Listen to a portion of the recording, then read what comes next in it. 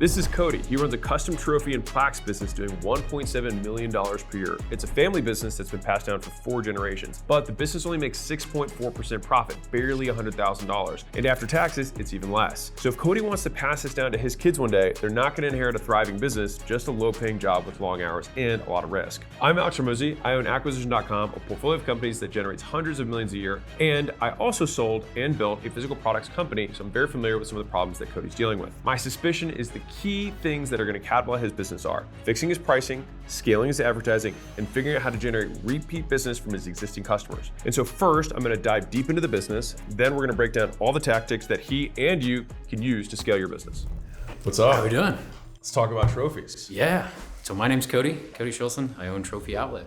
Last year we did about $1.72 million in revenue, mainly trophies and awards, personalization, about $110,000 in profit, 6.4% net margin. And I'm third generation owner of the company. We've been in business for almost 40 years. So. That's amazing. So when I saw his low profit margins, I immediately think, is it a per unit thing that he doesn't have good economics on, which could indicate a pricing issue? Or he just needs to sell way more volume based on his fixed cost. And so anyways, I needed to dig to find out more. So what's the goal? The goal is 3.5 million in revenue. I really want to double revenue. The reason this goal is so important to me is it's a legacy to me. If I can create a business that's profitable and can sustain itself, that's a 4th generation, maybe 5th generation business. So who do you help?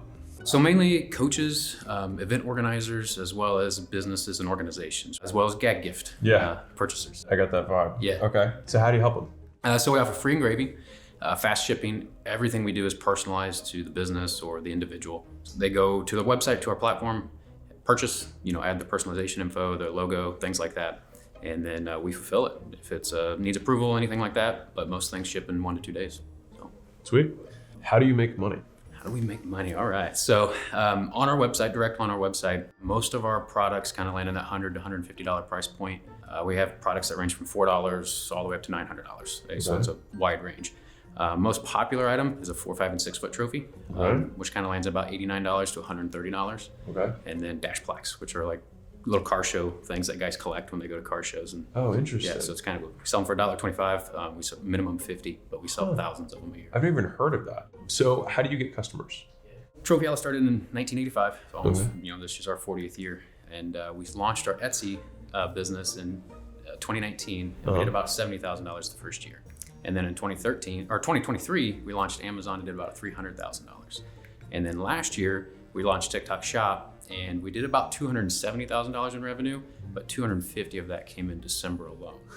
So we had a video go viral with 20 plus million views. That's awesome. So it went crazy. So 250 of that came in 1 month. So that was kind of fun. You guys are blowing these up on the TikTok Shop. And since I'm the fucker in charge, I got to be here today to make sure these all get shipped out.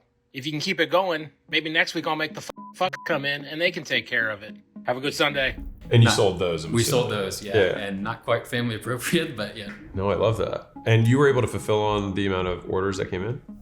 Yeah, we did about 13,000 of those. So do you have manufacturing set up? Yeah, we produce everything in-house. Oh, right. So we engrave, cut, build it, all it, ship it. So what I found really interesting about these gifts is they're very shareable, both in that they're funny and you could share a video about it on social media, but also because whenever you gift, you literally send a product to somebody else. And so I'm trying to think through, are there ways that we can harness that or at least lubricate that process so we can get more shares, more referrals, more return customers? Across 4 different channels, most of our clients come through. Online and internal is through SEO and Facebook ads. We just launched Facebook ads in Meta about October, November with an agency. Yeah. And then Amazon, we spend about $7,100 a month between agency and ads, and then Etsy, and then TikTok, still kind of figuring that one out a little bit since it all happened in December, but about $2,000 so far. Got it. And ads there. So the channels get super overwhelming because we're spending so much money on ads and agencies and what's working, what's not working, so just getting clarity from Alex on that piece alone is super helpful. Well, how many customers have you sold so far?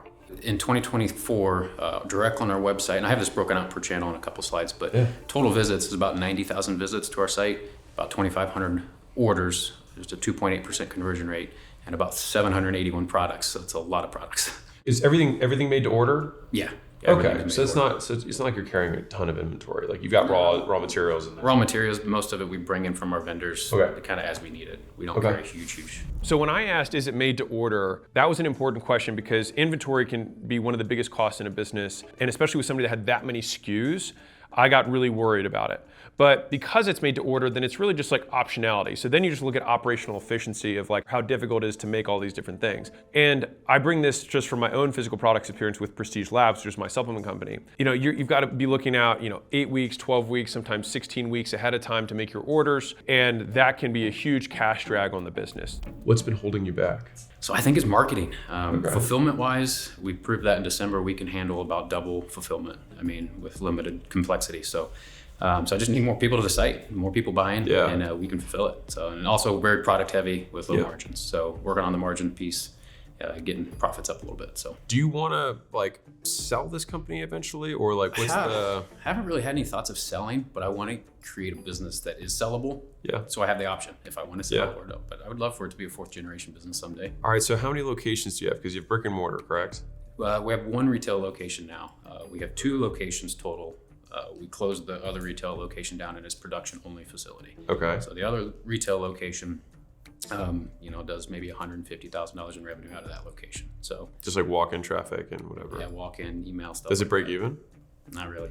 Okay. So we're kind So of you have a manufacturing facility and 1 retail? Yeah, which also does some manufacturing as well. Yeah. Is there any downside to just like consolidating to the 1? It's something that we're actually looking at.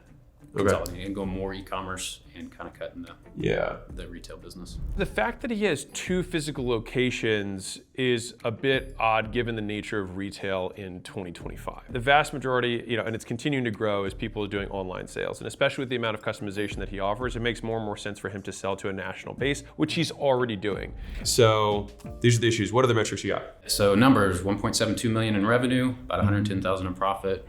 40% gross margin. I would have expected gross margins to be higher for this business. And it varies per product. Okay. Tons of, like certain acrylics. I was expecting like, $1, like you buy these trophies and they're like, $1 and you're like, there's no, like this is made of rubber, like. Yeah.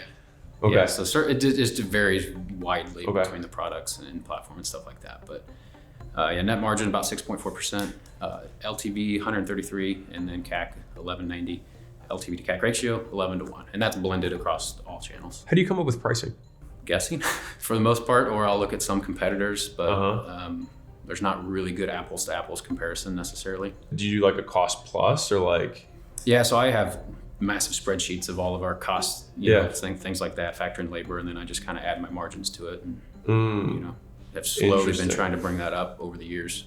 Yeah. When Alex is pointing out the margins and they're really low, and I agree, I just don't quite know what to do yet, but it's a problem we've been looking to solve for quite a while. What percentage of customers are new versus return? I don't have a percentage for that. Gut, I would say probably just on our website and internal customers, probably 50-50. Okay, because it is a Amazon. 4-year-old business, so you'd think there'd be a decent amount of return. Yeah, a lot of our business, $530 in revenue comes just internal, so emails, calls, things like that. Most of that is repeat business. And the fact that he's getting $500,000 per year in return customers, I'm going to be poking on that to see if there's any unmissed opportunities there that we can squeeze the hell out of that and maybe double, triple that if we do it on purpose rather than on accident. Do you have very high fixed costs in this business? Not too bad, no. Because if you have half the business comes in from word of mouth, I would expect the margins to be higher, like the net margins. Think of this as big hypothetical. It's like if we got rid of all of the new customers, right, and we just sold the 500 and something thousand from return customers, that should be free customer acquisition, and then we should make money. Yeah, right. Right? But looking at this, I'd be like, I don't know if we would make money. And real quick, for those of you who are new, fixed costs are basically costs that stay in the business independent of how much you sell. So rent is a fixed cost. Some kinds of labor is fixed cost. Your internet connection is fixed cost. These are things you have to pay every single month. Variable costs are costs as a result of sales. So if I sell more products, I have more cost of goods, right? I have more maybe labor in creating those products. The costs basically work by their name. They're fixed or they're variable. Yeah, our COGS are pretty high.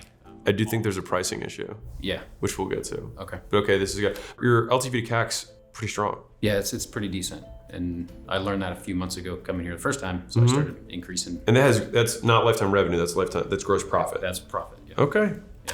Interesting. So what I'm zeroing in on is there a pricing issue, and to what extent is there one? Because this is a great litmus test, because if you get free sales, which return customers are free sales, it costs you nothing, somebody else tells them about it, and then they come in, right? You should be the most profitable on those customers. And so if that level of volume, you're still not profitable, you either have high fixed costs, which I asked in the beginning, or we might ding-a-ling-a-ling, have a pricing issue. It's a 40-year-old business. Who was in charge of pricing that whole time? Like, you took it over from your old, I guess he took it from his old man. So like your third generation. So my parents ran the company. They didn't have a price structure. They just kind of, And on an annual basis, do you review all prices? Every year. Yep.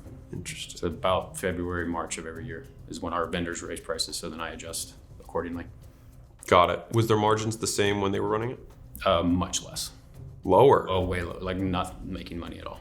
So Got when it. my mom was running it, I remember very distinctly looking at a product, and the cogs on that were like $50, and we were selling it for like $45.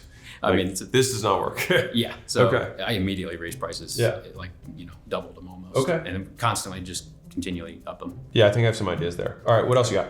Channel breakdown. So direct traffic and internal is our biggest. The 13 to 1 LTV to CAC ratio. Amazon, our highest conversion rate at 9.6% conversion. And of course the blended 11 to 1 LTV to CAC. So interesting. And so you don't have LTV metrics on TikTok? no, couldn't quite figure that out yet. Okay. The easiest way to do it is just go total revenue divided by total number of customers. Okay. So you did 262. Do you know how many customers you sold on I think it was TikTok? about almost 13,000. Michael, 262 divided by 13,000. So that's 262 divided by 13. 20. Yeah, clean. Okay, so $20. That sound about right? Average, yeah. That's the average order value, right? Yeah. So we just don't know how many times they've purchased. Right, which is one as of this point, So AOV is typically used in e-commerce or retail, which is average order value. He's saying that he has a low average order value on TikTok, but it's very different for different customers or on different channels. And so it's valuable to understand what the AOV is by customer and by channel. Now, this is a little bit of data, but at the end of the day, if you want to win, you got to know your numbers. If we're thinking about the business zooming all the way out, we have the cost of getting a customer, and then we have what customers are worth. And the first transaction you get is gonna be the average cart, right? The first transaction. But then after that, you want repeat purchases as well. And so I'm gonna probably be pruning into like, okay, how many people buy again? Or is it a one-time purchase? And things like that. So, well, bonus for you. So I've been following your content for quite a while. And, obviously you have the calves of God. So here's the calf goat. I am you are honored. the calf goat. Greatest thank of all you. time. So. I wish. Is it a cow? Is it a calf? It's a goat. Oh, it's a goat. Yeah, Oh, it's it's a a goat. goat. For a second, I thought because it could have been like a calf, like a little baby cow. I could have done that too. I didn't think about No, that. this is great. Yeah, No, this is thank one of you. our top selling products actually. Is it really? Goat trophy. Yeah. Oh, that makes sense. Yeah. That makes sense. It's trendy. Well, thank you so much. I appreciate it. Thank you. I will put it on my desk and I will show Layla. Just remind her of my calf excellence. Yeah, so we actually have a gift for Layla also, which is in the bag. Oh, So, is it? Is it yeah. for me to give to her so I can get Sure, some yeah. husband points? You can get some husband points. You love this. She'll love this. This is great. She'll love this. I love these. These are really good. Yeah. So you want to double revenue. Yep. Got it. What's this I hear about you wanting to buy another business? Yeah, so I had a business reach out to me that's in the same industry in the St. Louis market that we're already in. So he's getting old, wants to retire. So And what's he doing in revenue and profit? he does about double what we do, about $3 million in revenue. Don't know profits yet or anything. We haven't even got to that point yet. But he's got from what I understand, he does pretty decent on his margins. He does a lot more custom stuff, so which is a lot higher margin on some of that stuff. The biggest concern with him is 70% of his revenue comes through one customer. Yeah. So that's a pretty big, I pretty wouldn't big red buy flag. that. Wouldn't buy that? Gotcha. I would try and find out, if I could, who the vendors were that he has in China for his connections for his raw materials. Yeah. So that I could try and use those vendors. Yeah. That was actually one resource I thought was, well, Yeah. if I could buy this and it's cheap enough. It's but- monstrous customer risk, and especially if you have somebody retiring, that one customer might be.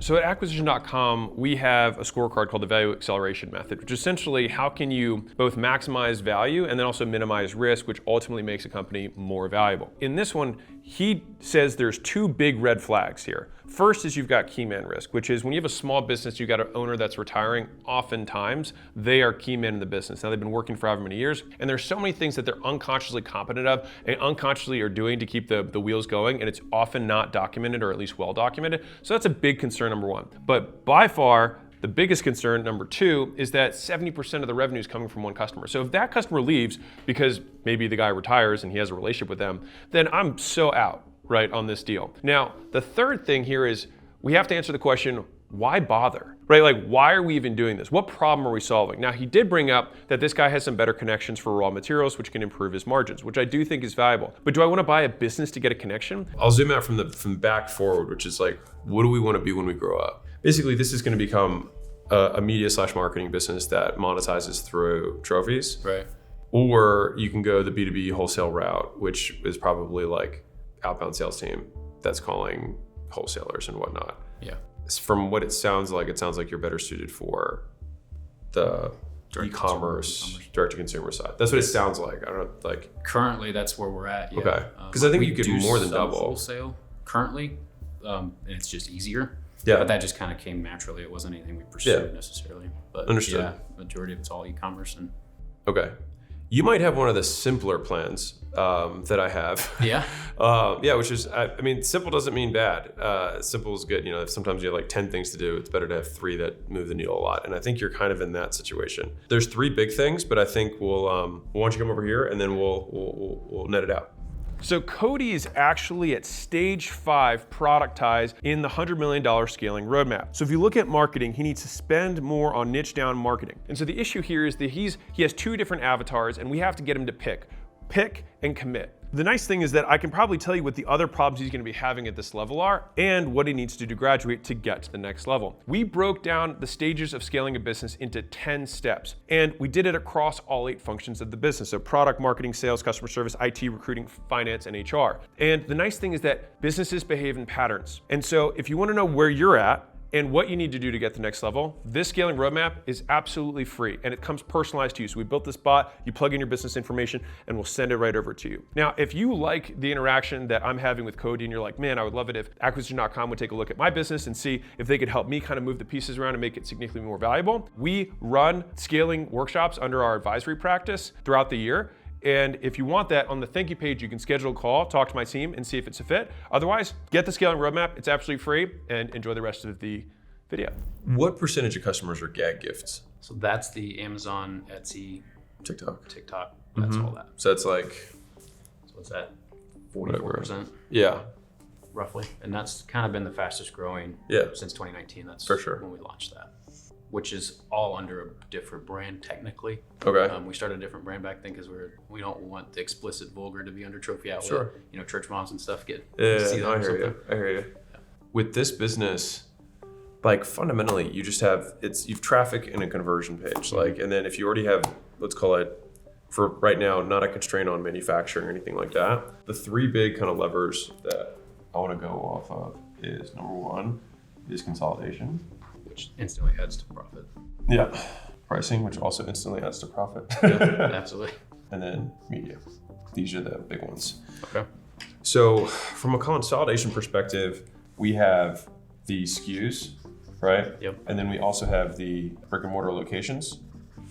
And then we kind of have like model. So like in terms of like how I'm thinking through this. So from a SKUs perspective, if you're not carrying that, like normally I'd be like, we need to massively cut down on SKUs. Sure.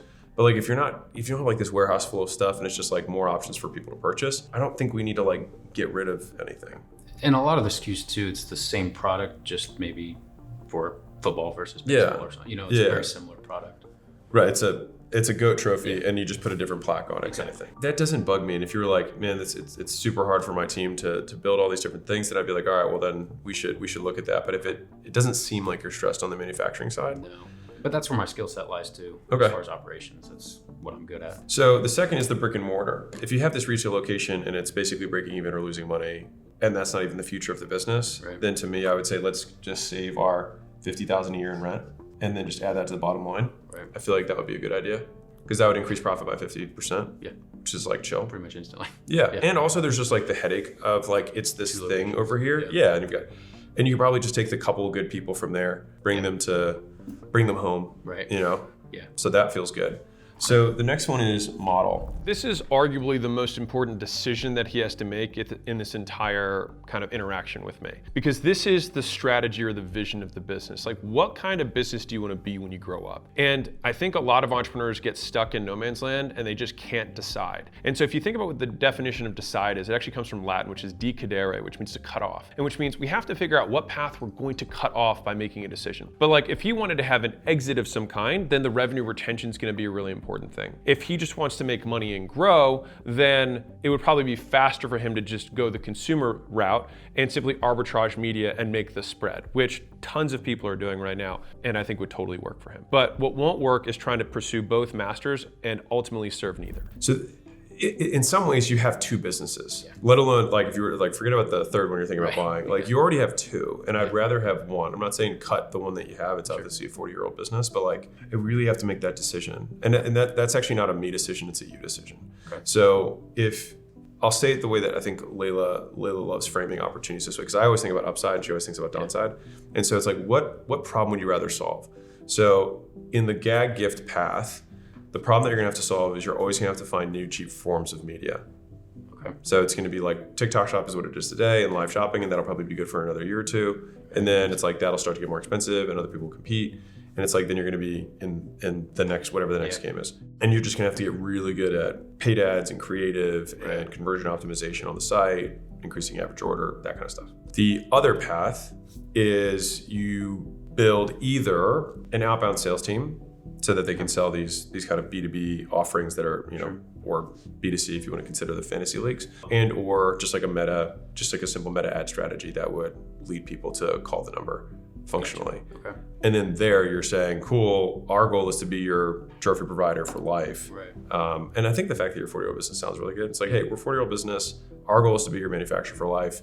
And so of course we're going to do this one, but if you want, we'll also give you 20% off next year if you make the order now, or something. I don't know. Like I think I'd play around with that. But which of the two paths sounds like the life you want to live? That's tough. Only because media for me has always been a hurdle. It's not something I'm overly great at. Do you like it? Okay. Fair. I will do it. I'm happy to do it if it makes money, of course. Okay. But I don't know that I love it per se. This is a tough one. I'm trying to think of what because like if you wanted to hit 3 million next year, I was like, we could do 10 million next year. I would just say we're going to take all of our resources, we're going to go all in on TikTok viral organic, and you're going to deploy everything into TikTok Shop and get influencers to do lives for you, showing all these funny gag gifts, because like the trophies are so built for shareability. Like, and so that's, 20 million views is a monster video, but I'll bet you could probably crack off 1 million view videos all the time with these types of videos. We haven't figured that out yet, but it all just I think happened. If that was all you focused on, you would be able to figure it out, because these are funny. And I think having like little skit scenarios where people, walk in and they see the boss's thing, or they change their plate, or, someone loses and then it just says like biggest loser, like that kind, like the negative versions. We still need to make this decision though. Hearing you talk, like going to here to 10 million, I like that better. Even if I have to do, like, I'll get used to videos and content. The leagues thing is that's the very stable version of this business. And if you did ultimately want to sell it in the future, you being able to go to a potential buyer and saying like, I have 5,000 leagues that buy our trophies from us every year, and leagues on average stay for 12 years. Like guys who do fantasy or whatever it is, it's like, that's fairly, that's a pretty reoccurring business. That's a pretty good business. Harder to build though, and slower. Much harder to build. Right. That's also why it has more value. So that's so if between those two paths, I would like to just make more profit now and potentially scale faster, then we can talk about the media version of this. I think that's probably where I would. Okay. Cool. I chose the TikTok route because of the scalability of it versus sticking on the path we're on. It can become a big business, but I look at the competitors that have been in the business for 40 years, and that's a long road and a long life versus the scalability that I can then turn around and put people in place that I don't have to be there. Like, that's more appealing to me than just creating a big business. So first things first is we're going to consolidate attention. So we're going to shut down losing location. So that should right off the bat VA plus 50% improvement to profit. Yep. Which is great. Cody cutting down that extra location is gonna cost basically no revenue because he's getting so little foot traffic that I'm not worried about the loss in sales because he's gonna more than make up with that in 2 ways. One, he's gonna have the $50,000 a month cost basically drop straight to the bottom line. And for his business, given the low margins he has, that's significant. The second thing is that he's gonna consolidate his attention. So he can take the best people from there, bring them to home base, get rid of the people that aren't necessarily as good, or as I like to say, release to free agency so they have better opportunities somewhere else. And then this way he can kind of like make the dream team at home base and really double down on what matters. And I can't really emphasize this enough. The amount of return you get on focus as an entrepreneur is higher than any resource. And fundamentally, this is strategy, it's prioritization. And that means that if it's not a priority, you don't do it. The second thing, pricing.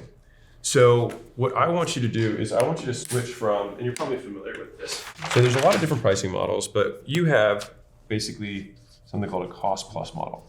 You look at your costs, and then you add a margin in, and whatever. The problem is every business I know that does a cost plus model doesn't make a lot of money. And so you want to switch to value-based pricing, which is purely based on what someone's willingness to pay is. And that could be unlimited, and it doesn't matter what your stuff costs, because why do they care what it costs, right? Basically, like as your vendors increase their costs to you, in some ways, it shouldn't have any effect on the price of what you sell, because the price of what you sell is completely divorced of that and based on what somebody's willing to pay. Gotcha. So in terms of how we can do this, so A, which will seem a little bit less scary, is I would consider, and this will sound crazy, but like monthly, like 5% price increases.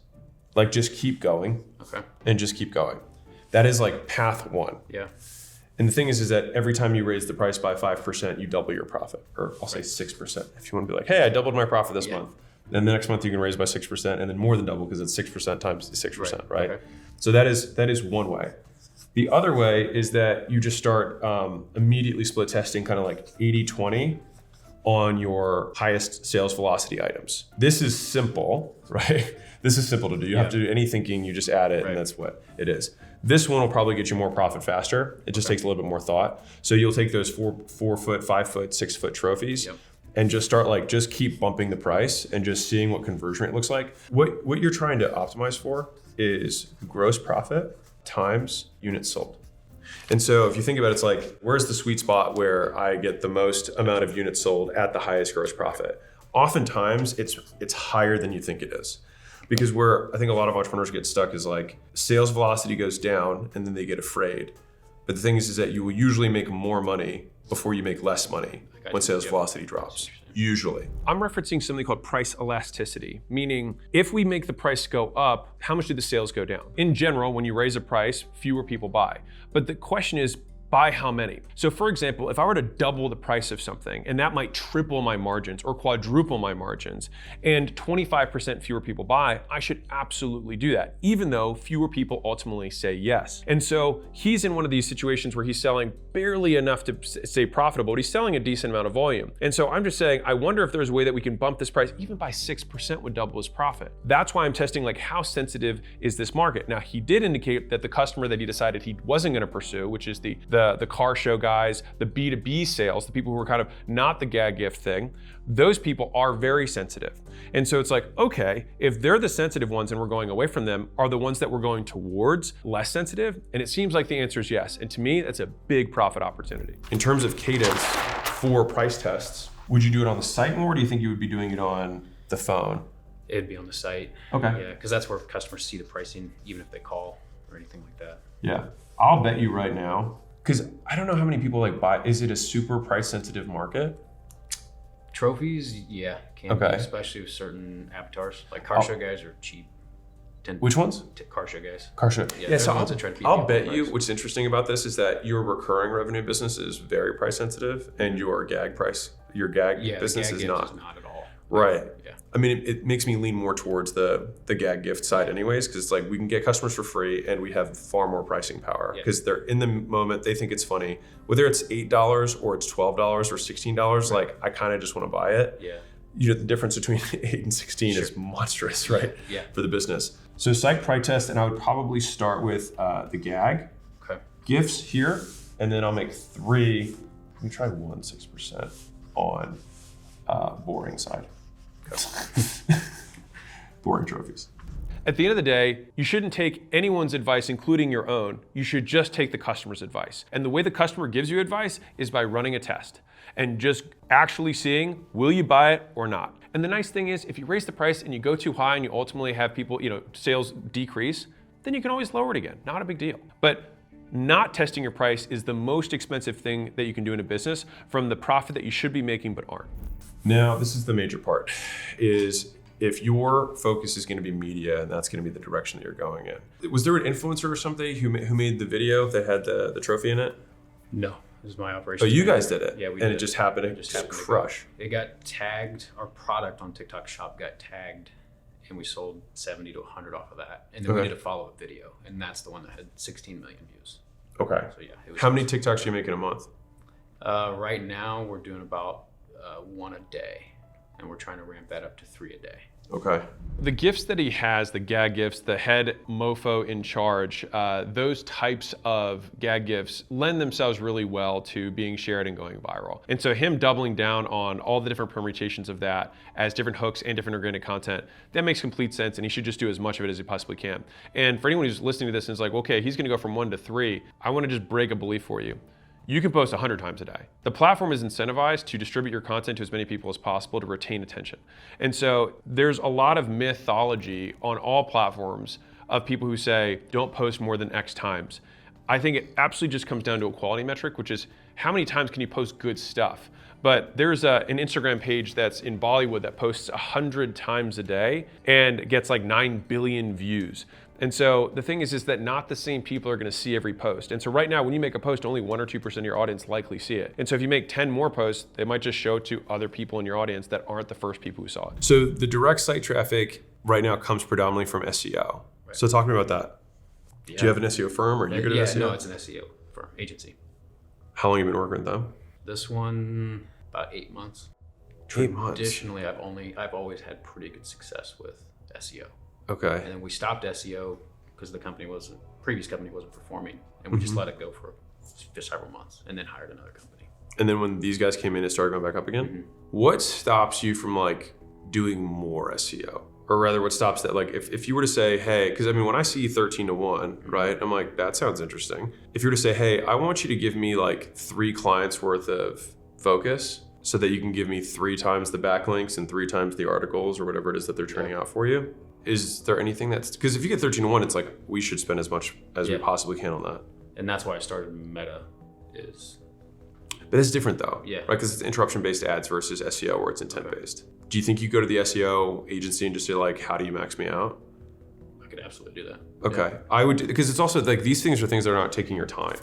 Right? So the SEO was interesting to me because he had an outsourced agency that was handling the vast majority of it. So it wasn't actually a big time drain for him, and it had really good returns. And so again, allocation of resources. Think about it this way. If you have a machine that you could put $1 in and get $13 out, what do you limit your dollars in with? You don't. You just put as many dollars in as you possibly can, which is why I asked the question, how do we do 10 times more of this? So this is media 1 is SEO max out. And the SEO company wants me to do Google ads. Is that something you'd kind of throw into that mix? Mm-hmm. Okay. Mm-hmm. Yeah, especially these are both intent based, right? Yeah. At the very least, you should own your own terms, which is all your names and derivatives of your names. I've rarely seen anyone in any business just own their own terms and not make money off of it. Gotcha. And some people are like, well, I don't want to pay for a click I was going to get. The thing is you're not always going to get the click. And so having it there, I'm you've got to make the money. You know what I mean? Yeah. But then the second version of that is associated terms, the long tail keywords. Now gag gifts 100%. No one's like, hey, fuck your move, follow the plan, right. Trophy, right, or whatever. You're probably not scrolling on Facebook. Yeah, I'm really looking for. Yeah, I've been looking for a goat calf trophy. Right. Okay. So this is if we're looking at this, these are all what I would consider black and white, very low lift, almost guaranteed to make you more money moves. Almost all of these will just make you more money. This is 13 to 1. This is probably going to be high return. This could double the profit. This adds $50,000 to the bottom line. The price test for sure going to increase on the gag gifts. So now we can talk about the media side. So we're going to go from 1 to 3 a day. And I think that you should focus on trends and memes. Because this is a gag gift brand. So it's okay for you to just be silly and ridiculous. And so like there are so many memes. Michael, where do we find our like TikTok meme stuff? Just hire a 17-year-old. Sit there and scroll. Yeah, and just be like, what's trending right now? You know what I mean? Like, If you're a little bit on the older side, perhaps you're a millennial, right? And you have a graying beard and you're ultimately going to be taken out to pasture in the next 5 years, right? And put to rest, as I am.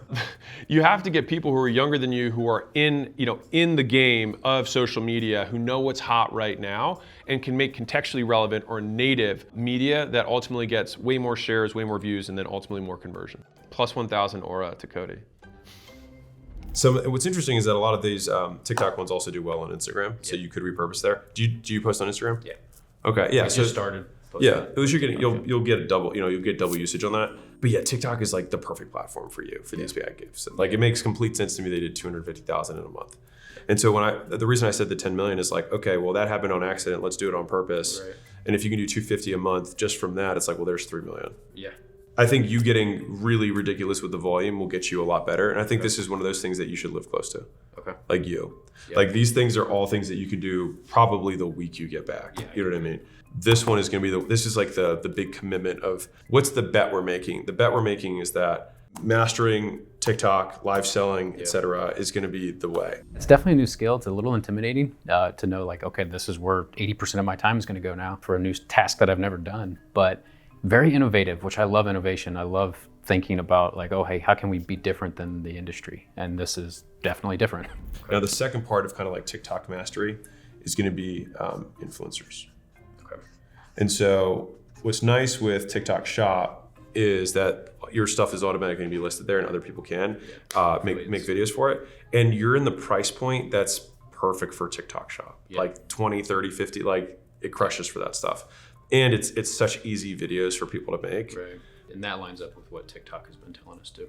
Wait, have you been reaching out to them or? We have an account rep now. Oh, cool. Great. Which Well, I guess you did was last 250. year. So yeah. But yeah, affiliates. They said hit affiliates hard. Yeah. On TikTok Shop. And I mean, fundamentally, like these are basically one-time work. Mm-hmm. This is the only ongoing work that you do. Trends and memes, and I'd be posting 1 to 3 times a day there. Repurpose on IG, right? That's just free traffic. And then the influencers will also kind of it'll be like a loop here. So it's like they'll do something that works well, and then that will feed it'll just be this nice loop where they're also creating content for you. Okay. Real quick, this type of content I've gotten a ton of positive feedback on, and so I'm going to continue to make it. But what I need your help on is helping it distribute, because this isn't wide algorithm stuff. A lot of people aren't going to see it because it's narrower and it is for business owners. So if you know a business owner, or you have kids and you want them to learn business, or if people who are business interested, it would mean the world to me and my team who put so many hours into making this stuff for you. It would just mean the world if you send it to them. It would mean a lot. And then I'm going to put number 7 on here because I think this is worth it. The TikTok ads, which you said you just started, basically the process is going to look like this. You make the ad, right? Or sorry, you make the content. You're making content, right? You're making TikTok content. That TikTok content, 10% go viral, whatever, and then 90% flop, right? Then this, you put ad money behind it. You send this to influencers and say, make stuff like this because this is what's converting. And then they'll make versions of this that'll also inform your content, which you'll then try to make iterations of what they're doing.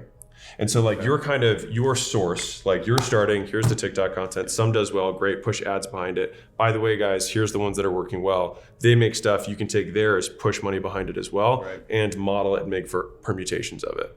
Gotcha. And so for this stuff, I would be kind of hook centric, meaning for most short form platforms, like the hook is everything. Yeah. And once you have a winning hook, I would reuse it over and over again. The reason I'm recommending he double down on TikTok is you want to go where the fish are, right? You want to go where the getting is good. And so right now, TikTok Shop is crushing it. It's blowing up. Lots of people are doing very, very well on the platform. And he already has seen some success. And so as soon as I get that little inkling of success, there's that little blood in the water. That's when I want to just go ham on it. So one is, how do we increase volume? Secondarily, how do we increase quality of output. Basically, once we do these easy fixes, this is really the long-term strategy that he needs to get really good at, is that he's got to get really good at media. You actually have a really simple one. The nice thing is that I have a lot of confidence in your, like there's basically no like, I'm not really sure. Like site price test could easily like 2x profit. Yeah. Like on its own, because the margins are so slim right now, right? 6x, this is a 2x on profit for sure. SEO max out. Well, right now it's 50% of revenue is coming from that. So it's like if maybe we get a 50% boost from them doing a better job on it. PPC will just get you good returns. This might give you like a 10 to 20% boost. So I don't think it'll be huge, but it's like, it's free and it's a one-time setup. So it's not hard to do. TikTok's gonna be the big lever of like, how do we go from 1 million to 10 million? Yeah. It's like, if you did nothing else, but just say like a year from now, if all we did was master TikTok and TikTok shopping, we would win. Like if you did nothing else, this is just gonna take all of your existing business and make it more profitable so that you can take all of this cash and flow it into here. Yeah. But actually fairly straightforward. That's a good thing. That's awesome. A good thing, rather than like we have to bet the farm on something, which sometimes has to happen.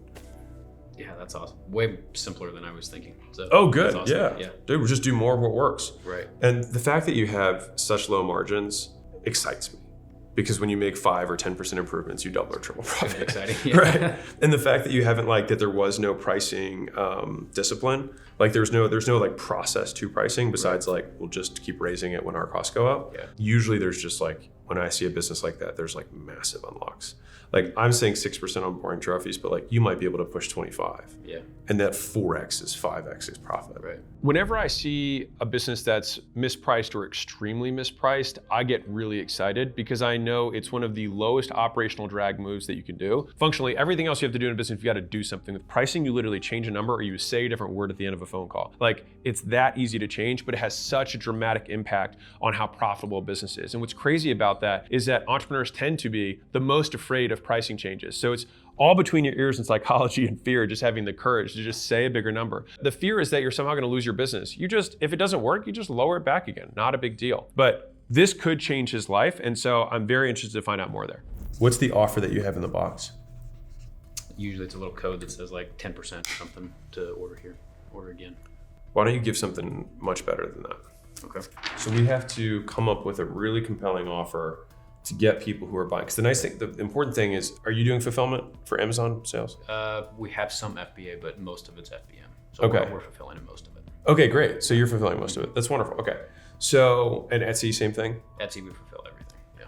Great, okay. So that means that we can put something in the box to be really compelling to get them to buy something. So if, now Amazon and Etsy, the purchasers who are buying there, are they more bread and butter people or are they more gag people? I would say more gag. More gag, okay. Because they're more like funny death signs, funny sayings, and stuff like that. Or okay. I would put a BOGO offer in or a, so I would buy one, get 1 to 2 free. Okay. And then just fix the pricing of the one so that it makes sense. Yep. I would basically have this little thing here. So that would be the headline on the top of my little, my little doodad. Yeah. You got your QR code, and then I would have my top 1, 2, and 3 gag gifts. Okay. Because they just bought one. Yep. So it's like, let me tell you the other gag gifts that people buy the most of. Gotcha. And I would put that into every one of the boxes. Okay. And the framework that I'm talking to him about right now, which is, you know, we're gonna do buy one, get 2 free, buy one, get 3 free. Like, what are we gonna do? That actually is a little Easter egg for what's coming out in my next book. How big is your email list? For trophy side, yeah, I think we have like 10,000 contacts. What do you do for long-term nurture? Not much. Okay, well guess what? We just found ourselves another couple $100,000. So let me tell you a stat that'll blow your mind. Most mature e-commerce businesses get between 30 and 50% of revenue from email. Wow. We're missing out a lot on that. So there's probably like 1.5 million sitting there. Yeah. And that's all profit because there's no ad spend. Right. Most e-commerce businesses basically break even or lose money on spending ads to get customers, and they make it up with their email follow-up. Gotcha. We just found a big bag of money. How about that? So this was a late nugget, but I'm glad we found it. I assumed, because anybody who's in e-commerce, or at least if you're in e-commerce or in physical products or retail, email marketing is just massive. And the difference between small companies and big companies is oftentimes just what percentage of customers are return customers. And one of the primary vehicles for doing that is email and SMS. And so he's not doing really any at all.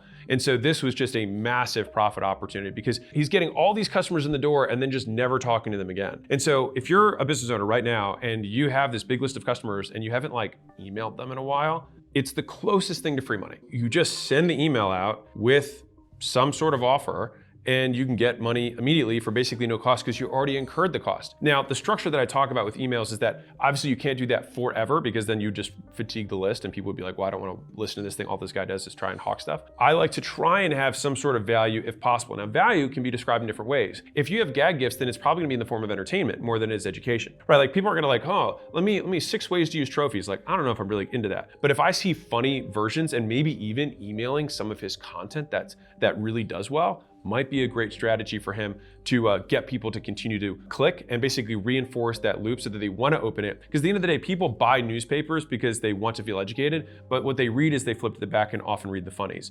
And so it's like, how can we take that old school human behavior from an old platform and how can we mirror it on a newer platform? So 8 was our offer, which we added in. Yeah. 9 is gonna be email follow-up. Okay, there's gonna be 2 different types of email that you need to do. So number 1 is going to be flows. So these are based on user behavior. So when someone visits a specific product, they should get like a 5 email sequence of being like, hey, saw that you were looking at the goat, whatever, right? And that should happen for anybody who opts in or does a 2-step or abandoned carts, right? Do you have abandoned cart? We do have abandoned. Okay, good. Yeah. The other piece is we need the long-term nurture. All right. So what I'd recommend is 3 times per week. It feels like a lot for trophies because trophy is a less frequent purchase. The gag I feel like is like if you buy 1 gag gift, you'd be willing to like buy them for many people because you just think they're funny. Yeah. Trophies. They are separate brands though, correct? Yeah, technically kind of separate brands. Because you have like so I would say this I'm cool with on the gag gift side. Okay. Because right now you're not making any return sales anyways, right? No. So you might as well get. We don't really have an email list for the gag side because it's all through Etsy, Amazon, TikTok. So does TikTok not give you email? Mm-hmm. So I think we'll go 1 time a week, and we'll not worry about the gag gift. Okay. I think just 1 time a week of, and if your basically domain score, your domain health, your domain authority stays healthy, and your open rates stay okay, and your click-through rates stay okay, I would increase frequency. Okay.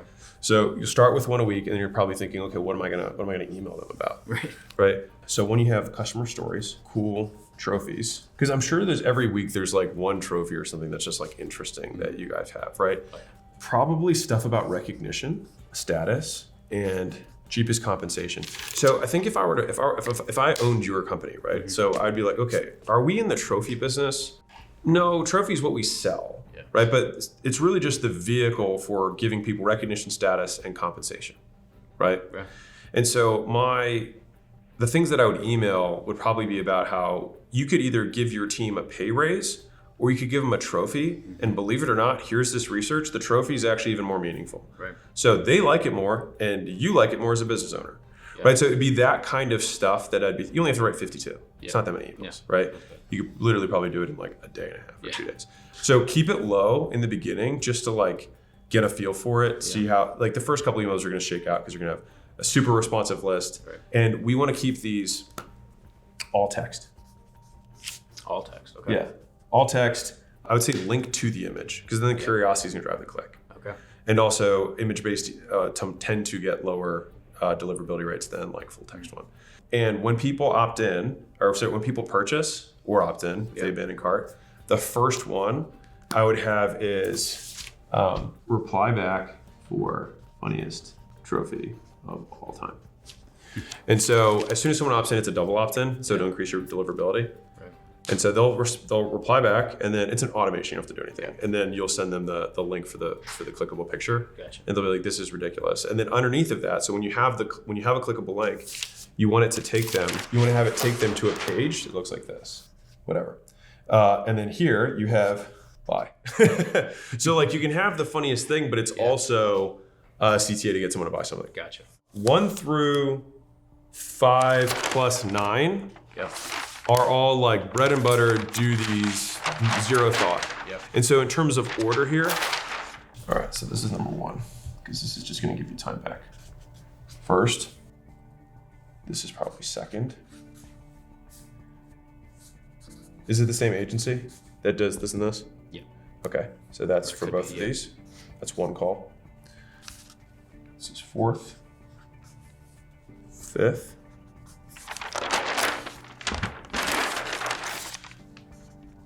6th.